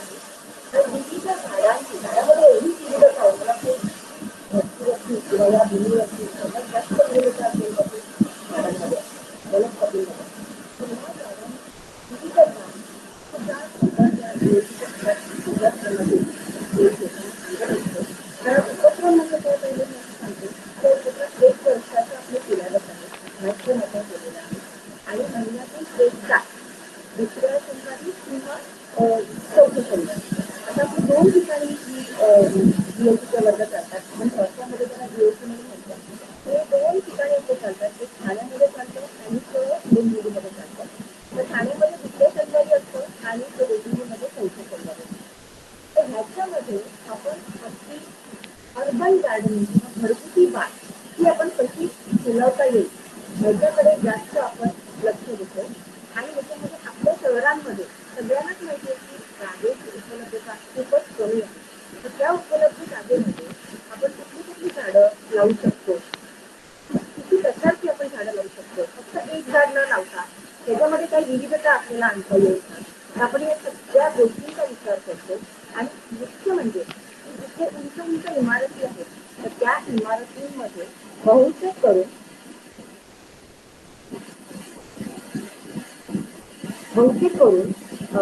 आपण उंच इमारती आहेत त्याच्यामध्ये लोड जास्त ह्या कंटेनर गार्डनिंग मध्ये आपण घेऊ शकत नाही. तर त्याचं पॉट मिक्सचर कसं तयार करायचं इथपासून आपण हे सिलेबस सुरू करतो की कुंडी कशी भरायची, याच्यामध्ये पॉट मिक्सिंग काय असायला पाहिजे. तुमच्याकडे जर सूर्यप्रकाश नीट येत असेल तर कुठली झाडं लावू शकता. सूर्यप्रकाश जर कमी येत असेल तर कुठली झाडं लावू शकता. तुम्हाला जर भाज्या काढण्याची जर आवड असेल किचन गार्डन तर ती आपण किचन गार्डनची झाडं कशी लावू शकतो. किंवा तुम्हाला मेडिसिनल प्लांट लावायचे असेल, औषधी वनस्पती लावायची असतील तर त्या औषधी वनस्पती आपण कशा पद्धतीने लावू शकतो. किंवा तुम्हाला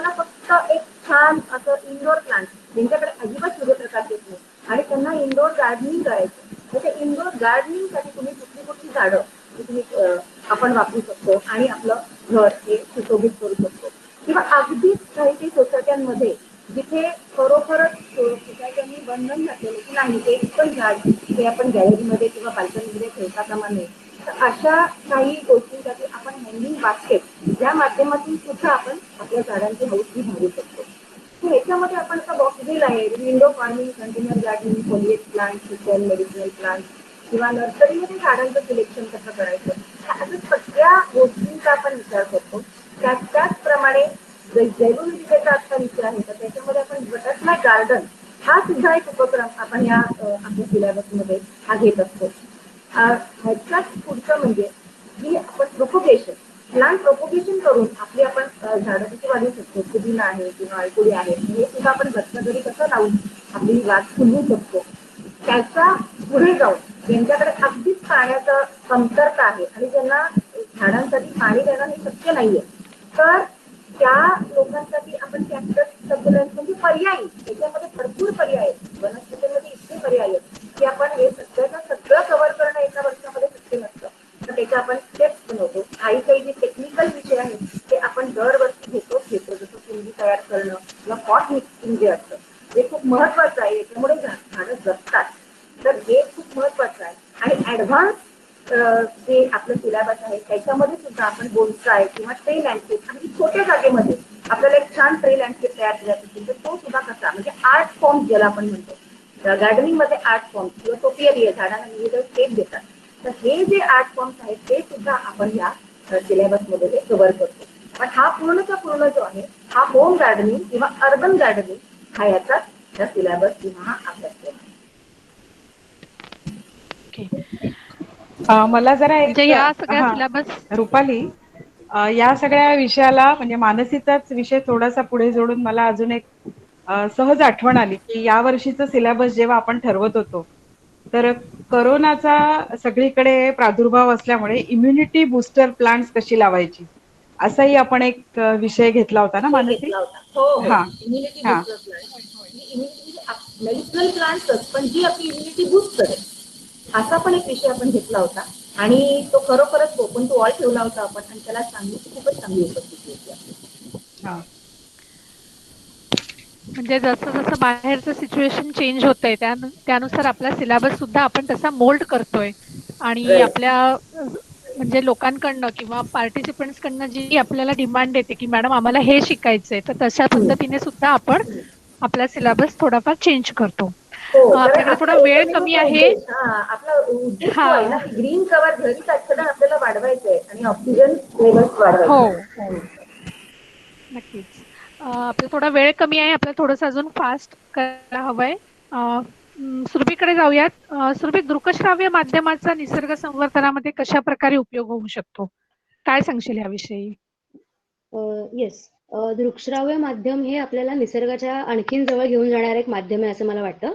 म्हणजे एखादी गोष्ट वाचणे आणि ती प्रत्यक्ष बघणे या दोघांच्या मधली जी स्टेप असते ती म्हणजे फिल्म म्हणजे या निसर्गाच्या बाबतीतल्या फिल्म्स बघणं.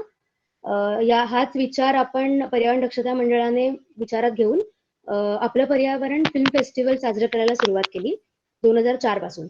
तर यामध्ये विविध विषयावरच्या फिल्म्स म्हणजे बायोडायव्हर्सिटी असेल, एन्व्हायरमेंट असेल, प्राणी पक्षी हे सगळ्या विषयावरच्या फिल्म्स आपण या माध्यमातून दाखवायला सुरुवात केली लोकांना. आणि या निमित्ताने आपण 2 चित्रपट महोत्सव वर्षभरात करतो.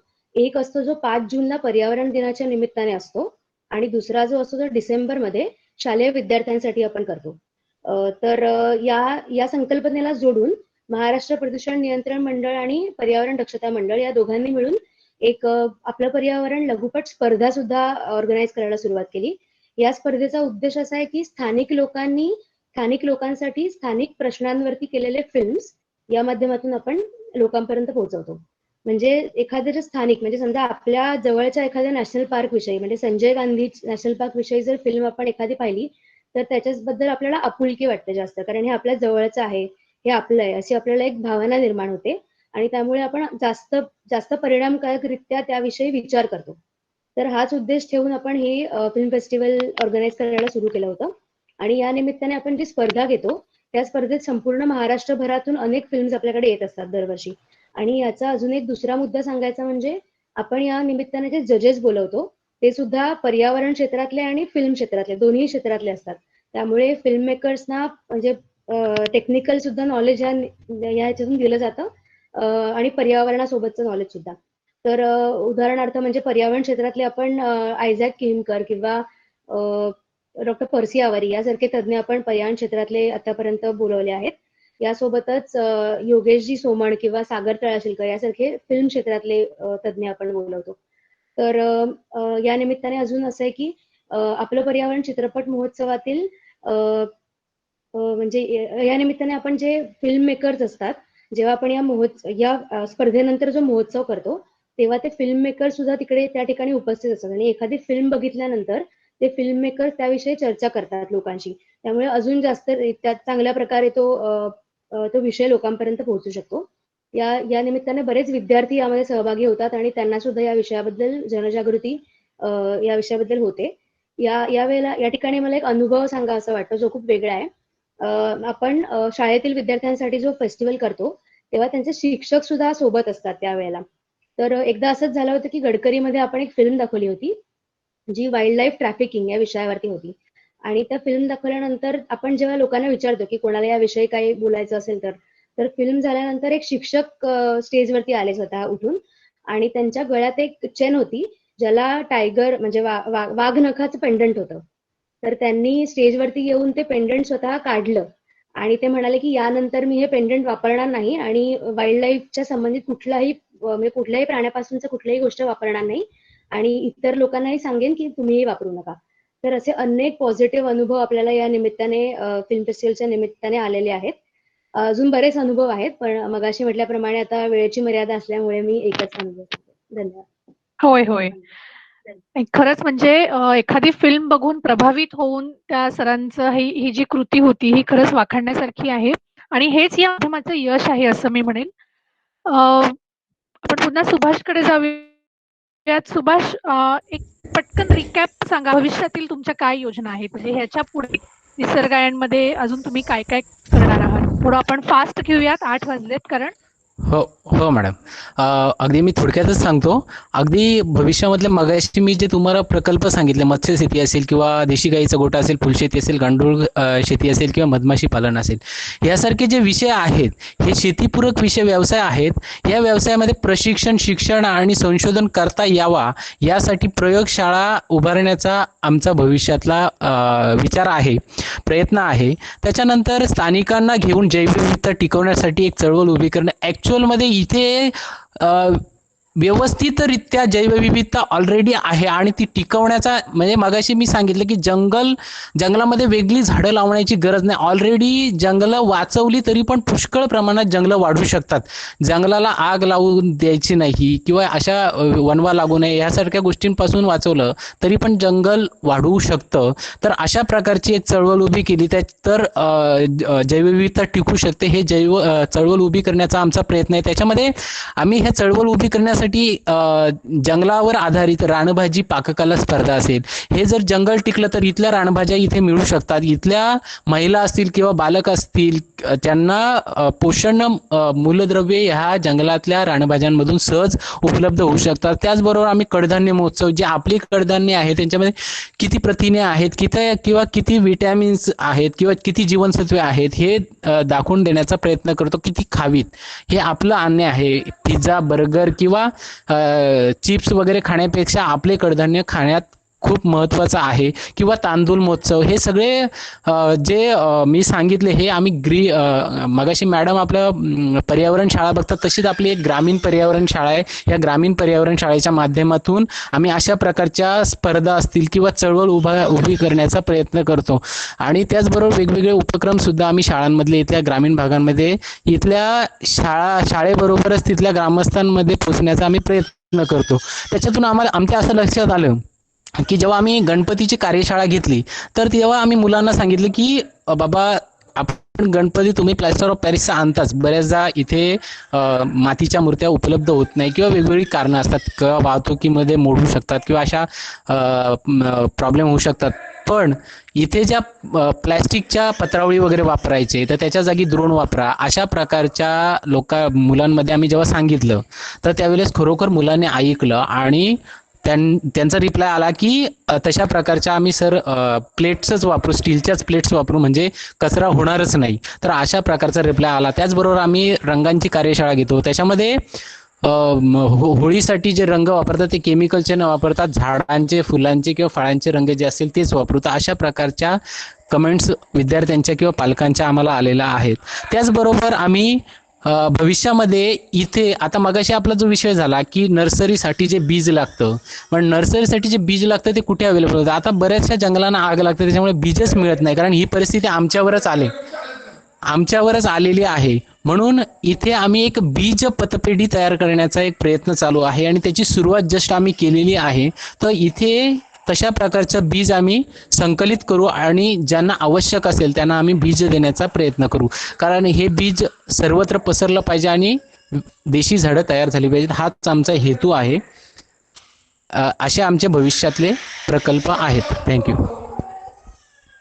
खूप छान. तुमच्या ह्या योजनांसाठी आमच्याकडनं खूप खूप शुभेच्छा आणि ह्या सगळ्या योजना पुढे यशस्वी होत ही कामना.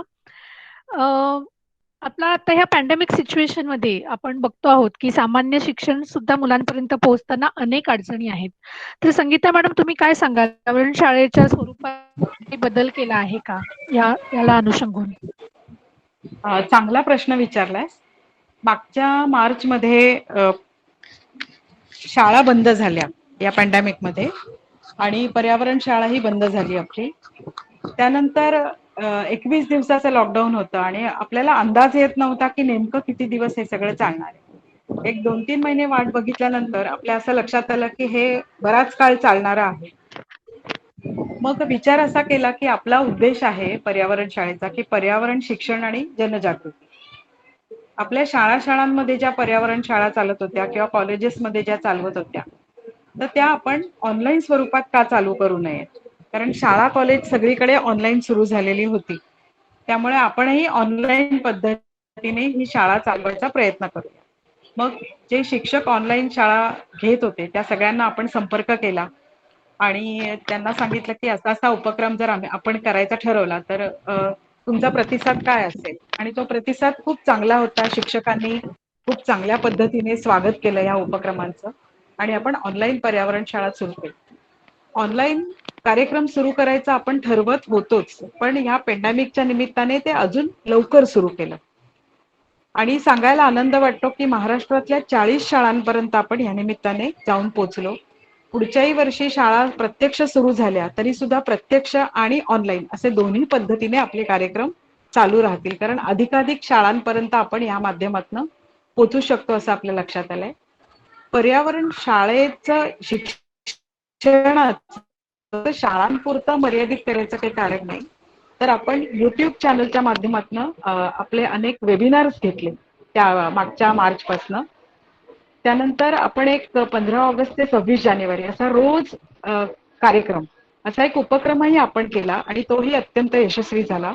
सध्या आपले 2 युट्यूबचे चॅनल चालू आहेत. एक आपलं पर्यावरण हा युट्यूब चॅनल आहे. हा इतर काही आपल्या सहकारी संस्था आहेत लाईक माइंडेड पर्यावरणात काम करणाऱ्या, तर त्यांच्या बरोबरीने चालू आहे. त्याचं सोमवार, बुधवार आणि शुक्रवार असं आपण प्रसारण करतो आणि आपलाही जो चॅनल आहे त्याचं दर शुक्रवारी असं आपण प्रसारण करतो. तर अशा विविध माध्यमातून पर्यावरण शिक्षण हा उपक्रम आपण चालू ठेवलेला आहे आणि तो चालू ठेवणार. खूप चांगलं आहे. म्हणजे पॅन्डेमिक सिच्युएशन आपले उपक्रम कार्यरत आहेत अजूनही. हो. सुरभीकडे येऊयात आपण. सुरभी, आपलं पर्यावरण मासिक हे जर का मला दर महिन्याला हवं असेल तर मला काय करायला हवं, थोडक्यात सांगशील का? आणि चॅट बॉक्स मध्ये पण एक प्रश्न आहे आपल्याला, की प्रश्न आहे म्हणण्यापेक्षा जोशी सरांनी आपल्याला सजेशन दिलेलं आहे, तर त्याविषयी. हो, आपलं पर्यावरण मासिक जर आपल्याला हवं असेल तर मध्ये चॅटबॉक्समध्ये जो संपर्क क्रमांक दिला आहे त्यावरती कृपया सर्वांनी संपर्क करावा. आपलं वार्षिक वर्गणी 500 रुपये आहे, 2 वर्षाची 1000 आणि 5 वर्षाची 2000 रुपये. ही वर्गणी जर आपण प्रत्येकाने म्हणजे भरली तर आपल्या घरपोच आपल्याला हे मॅगझिन उपलब्ध होईल. जो जोशी सरांनी जो प्रश्न विचारला ते म्हणजे आपल्या 2 मुख्य संपादकांसोबत आपल्या मॅगझिनचे काही विशेष नामवंत सल्लागार संपादक सुद्धा आहेत. तर त्याविषयी मी थोडक्यात सांगते. डॉक्टर अनिल काकोडकर हे ज्येष्ठ शास्त्रज्ञ हे आपल्या मासिकाचे सल्लागार संपादक आहेत. त्यानंतर डॉक्टर अरुण जोशी सर हे आपल्यासोबत खूप म्हणजे पर्यावरण शाळेची सुरुवात झाली तेव्हापासून सर आपल्यासोबत होते. ते आपल्याला या ठिकाणी मार्गदर्शन करतात. त्यानंतर डॉक्टर हेमचंद्र प्रधान, डॉक्टर श्याम असोलेकर हे IIT मध्ये होते. सो ते सुद्धा आपल्यासोबत आता आपले सल्लागार संपादक म्हणून आहेत. आणि डॉक्टर संजय देशमुख ज्यांचा मगाशी आपण फोटो पाहिला, ex vice chancellor Mumbai university, हे 5 नामांकित व्यक्ती आपल्यासोबत आहेत आणि आपल्याला सतत त्यांचं मार्गदर्शन लाभत असतं हे मॅगझिन चालवताना. थँक्यू सुरभी, छान सांगितलं. ह्या सगळ्यांच्या मार्गदर्शनामुळे हे मॅगझिन खूप छान म्हणजे खूप चांगले सदर असतात, खूप चांगली इन्फॉर्मेशन मिळते त्याच्यातनं आपल्याला. पण पुन्हा या पॅन्डेमिक सिच्युएशन कडे येऊयात की ह्या पॅन्डेमिक सिच्युएशनमुळे जे काही आपल्याला प्रॉब्लेम्स फेस करायला लागले त्याच्यामध्येच ह्या परिस्थितीत GLCच्या सहभागामुळे म्हणजे त्या मेंबर्सचा काय त्यांचा फीडबॅक होता किंवा त्यांनी कशा पद्धतीने ह्या लॉकडाऊन मध्ये GLCच्या मध्ये त्यांना जी काही इन्फॉर्मेशन मिळाली किंवा जे काही ते शिकले त्याचा उपयोग केला त्यांनी, त्याविषयी काय सांगाल मॅडम? आवाज नाही येते तुमचा.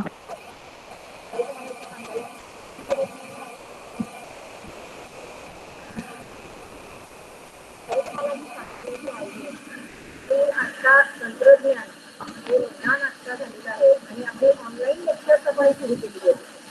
पॅन्डेमिकमुळे आपलं GLC थांबलं नाही यावर. आपण ऑनलाईन लेक्चर्स सुरू केलेली आहे आणि त्याच्यामध्ये खरं तर मला म्हणायचं तंत्रज्ञानाचा आपण पुरेपूर वापर केलेला आहे. कारण आपण GLCचे लेक्चर्स घेतो ना, ती सगळी डेमो लेक्चर्स असतात आणि या डेमो लेक्चर्समध्ये खूप तयारी असते. तर ही सगळी तयारी अगदी क्लासरूम लेक्चर्समध्ये आणणं ही शक्य नसतं. तरी अगदी उदाहरणार्थ आपण घ्यायचं झालं तर मी असं म्हणेन की आपण आपलं किचन गार्डनचं लेक्चर होतं. तर मिनल मॅडमनी त्यांच्या घरचं पूर्ण किचन गार्डन त्याच्या दाखवू शकल्या, तर तिथे आणणं शक्य नव्हतं.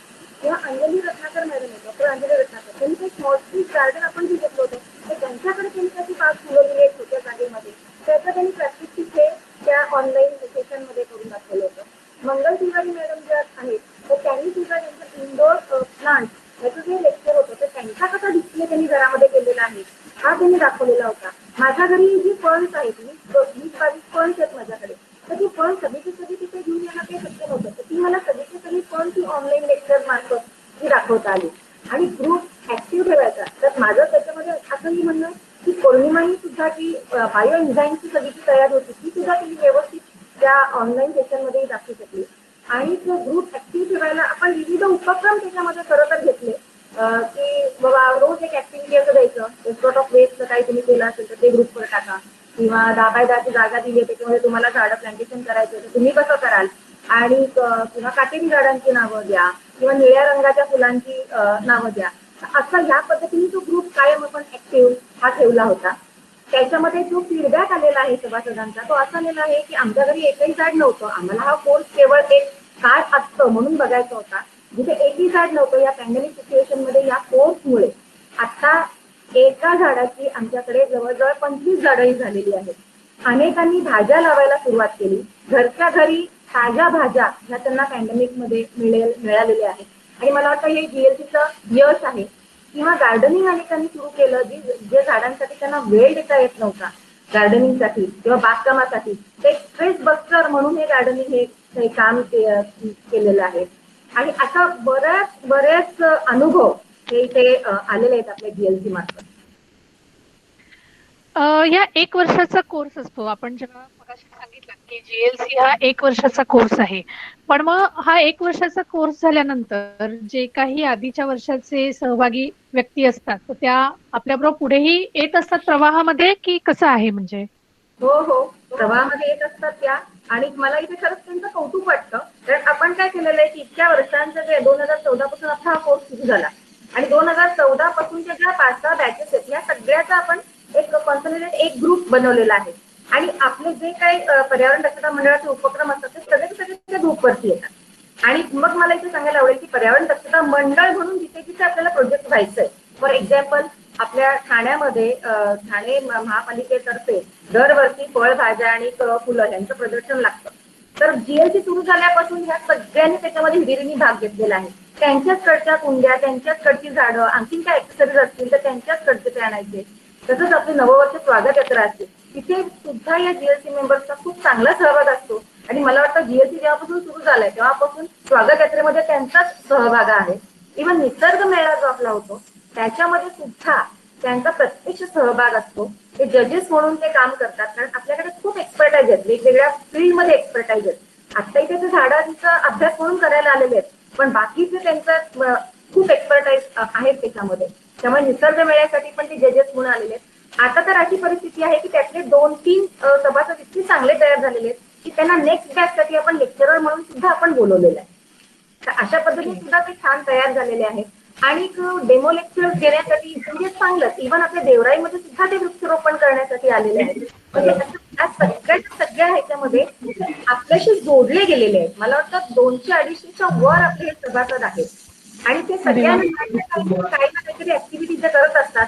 आणि ते इतके म्हणजे मला म्हणायचं आहे की पर्यावरण रक्षण मंडळाशी त्यांचं इतकं घट्ट नातं झालेलं आहे की त्यांचा एक ट्रिप आपली वर्षातली झाली नाही, कुठे नर्सरी व्हिजिट किंवा काही उपक्रम असा झाला नाही किंवा गार्डन व्हिजिट झाली नाही, तर त्यांचं लगेच की मॅडम नर्सरी व्हिजिट कधी आहे, आम्हाला भरपूर झाडं बघायची आहे, किंवा आमचा प्लांट एक्सचेंज प्रोग्राम कधी आहे. आपण वर्षातून एकदा आपण हा प्लांट एक्सचेंज प्रोग्राम घेतो की ज्यांच्याकडे वेगळी काहीतरी झाडं आहेत तर ती झाडं त्यांनी आणायची आणि ती दुसऱ्या मेंबर बरोबर ती एक्सचेंज करायची. तर हा त्याला इतकं ते आतुरतेने याची वाट बघत असतात. तर हा पण एक मला वाटतं जैवविविधतेचा भागच आहे. आणि सीड एक्सचेंज आणि प्लांट स्वॅप हे आपले खूप छान असे हे उपक्रम आहेत. आणि आता पुढच्या वर्षी पण आपण म्हणजे ह्या वर्षी तर आपण ऑनलाईन घेतलं तर दर जुलैमध्ये आपला हे सेशन सुरू होणार आहे. तर यावर्षी सुद्धा जुलैमध्ये आपला जीएलसी उपक्रम हा सुरू होईल परत. नक्कीच. कालच आपण किरण पुरंदरे सरांच्या तोंडून ऐकलं की पालेभाज्या लावणं किंवा आपल्याला जेवढ्या पालेभाज्या लागतात तेवढ्या पालेभाज्या आपल्या अंगणामध्येच फुलवणं ही सुद्धा जैवविविधता संवर्धनाचाच भाग आहे. त्याच्यामुळे आपले जीएलसीचे लोक नक्कीच तेवढा स्वतःचा जो वाटा आहे तो नक्कीच उचलत आहेत जैवविविधता संवर्धनामधला. आताच आपण निसर्गायन, आपलं पर्यावरण मासिक, पर्यावरण शाळा आणि ग्रीन लव्हर्स क्लब या 4ही प्रकल्पाचं माहिती ऐकली. त्यांचे सगळ्यांचे संपर्क क्रमांक म्हणजे त्या उपक्रमामध्ये जर का तुम्हाला सहभागी व्हायचं असेल तर त्याचे संपर्क क्रमांक आपण चॅट बॉक्स मध्ये दिले आहेत. जैवविविधता संवर्धनासाठी आपल्यातील प्रत्येक जण स्वतःचा खारीचा वाटा उचलू शकतो. स्थानिक पातळीवर याविषयीचे मार्गदर्शन वेळोवेळी केले जातेच, पण सध्याच्या पॅन्डेमिक सिच्युएशन मध्ये सांगितलं त्यानुसार पर्यावरण दक्षता मंडळाने पर्यावरण दक्षता मंडळ आणि आपलं पर्यावरण हे 2 युट्यूब चॅनल सुरू केले आहेत. हे दोन्ही चॅनल्स फक्त पर्यावरण क्षेत्रातील माहिती, पर्यावरण क्षेत्रामध्ये काम करणारे व्यक्ती, काही नाविन्यपूर्ण उपक्रम इत्यादी विषय घेऊन काम करत असतात. तर या दोन्ही युट्यूब चॅनलला आपण सगळ्यांनी सबस्क्राईब करावं, लाईक आणि शेअर करावं ही या निमित्ताने मी तुम्हाला विनंती करते. आपल्याला काही प्रश्न असतील तर तुम्ही ते विचारू शकता. आपण 1-2च मिनिटात प्रश्न घेऊयात कारण की आपला वेळ संपत आलेली आहे. आणि पुढच्या पण काही कार्यक्रमांची सूचना मला करावीशी वाटते आहे की पर्यावरण दिनानिमित्त 4, 5 आणि 6 जून या 3ही दिवशी आता आपण जसं 7 ते 8 भेटतो आहोत असंच आपण या 3ही दिवशी भेटणार आहोत नवीन नवीन काहीतरी कार्यक्रम घेऊन थोडेसे पर्यावरणाचे वेगळे पैलू जाणून घेण्यासाठी. काही प्रश्न असतील तर आपण विचारू शकता.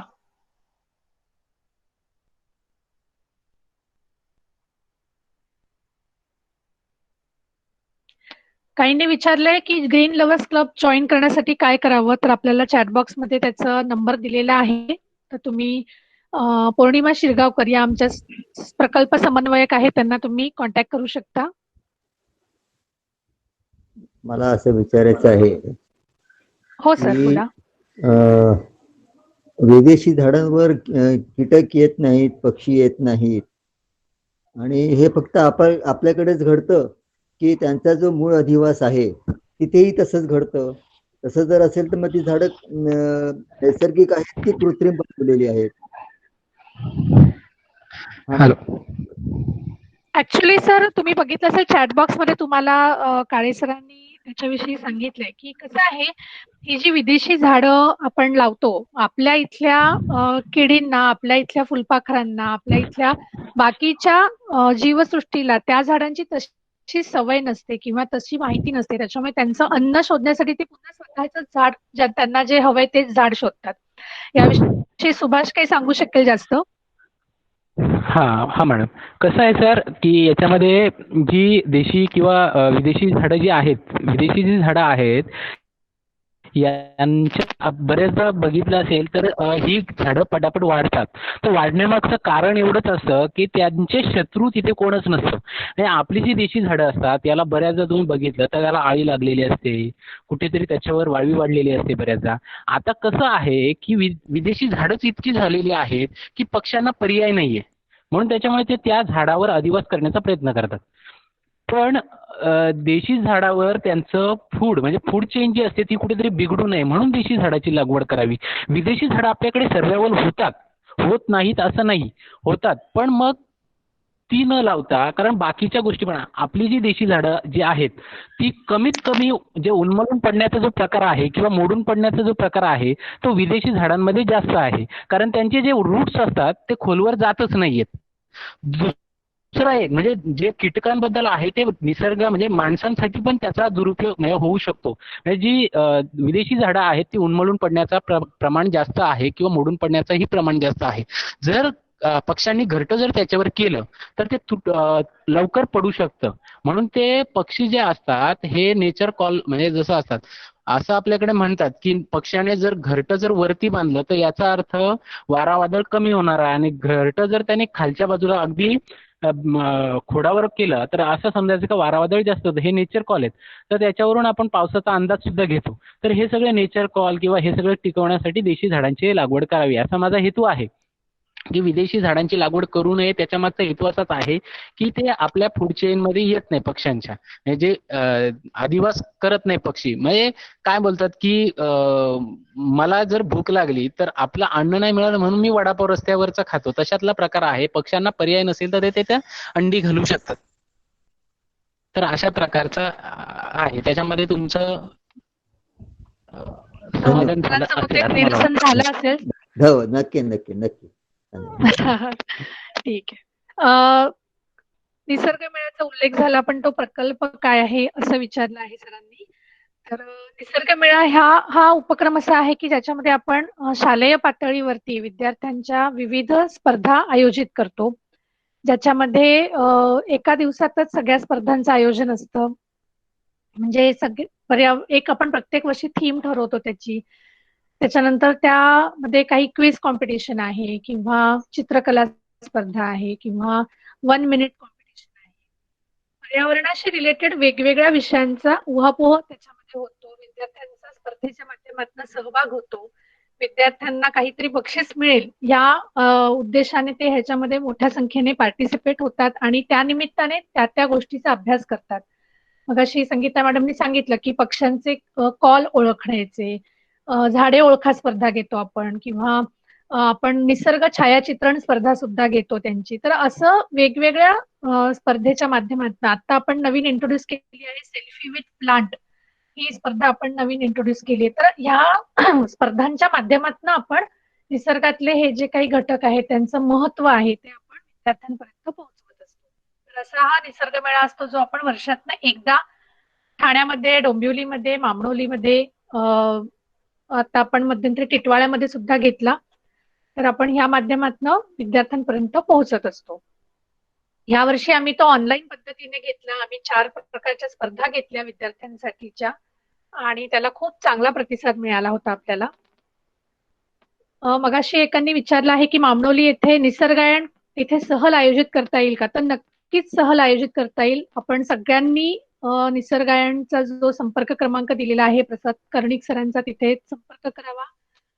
तिथे नक्कीच तुम्हाला सहल काढता येईल आणि तुम्हाला निसर्गाची सगळी रूपं तिथे बघता येईल. तुम्ही फुलपाखरं, अळी, पक्षी आहेत, गांडूळ खत कसं बनवता येतं, काही गोसंवर्धन करताना किती अडचणी येतात, मत्स्यबीज तिथे कशा पद्धतीने केलं जातं, नर्सरी कशी मेंटेन केली जाते, असे सगळे प्रकार तुम्हाला उपक्रम तिथे तुम्हाला बघता येतील. अजून काही प्रश्न नसतील तर आपण इथेच थांबूयात. सगळे डिटेल्स आपल्याला दिलेले आहेत, प्रत्येकाचा संपर्क क्रमांक इथे दिलेला आहे. पुढच्या महिन्यामध्ये म्हणजे आता लगेचच येणारा पर्यावरण दिन 5 जून, या पर्यावरण दिनानिमित्त आपण 4, 5 आणि 6 जून म्हणजे ह्या 3 दिवसामध्ये पुन्हा आपण वेबिनार सिरीज घेणार आहोत. तर ह्या सर्व वेबिनार सिरीजला सुद्धा आपण असाच चांगला प्रतिसाद द्यावा अशी मी आजच्या पॅनल मधल्या सर्व वक्त्यांचे, Sangeeta Joshi madam, doctor Mansi Joshi madam, Surabhi Walawalkar आणि सुभाष इसामे यांचे धन्यवाद करते. सर्व सहभागींचे सुद्धा खूप खूप आभार की तुम्ही खूप वेळ काढून आम्हाला आमचं म्हणणं ऐकलं आणि याच्यामध्ये सहभागी झालात आमच्या उपक्रमामध्ये. असाच आपला सहभाग उत्तरोत्तर आम्हाला मिळत राहो ही अपेक्षा. मी आजचा कार्यक्रम इथे संपला असं जाहीर करते. धन्यवाद.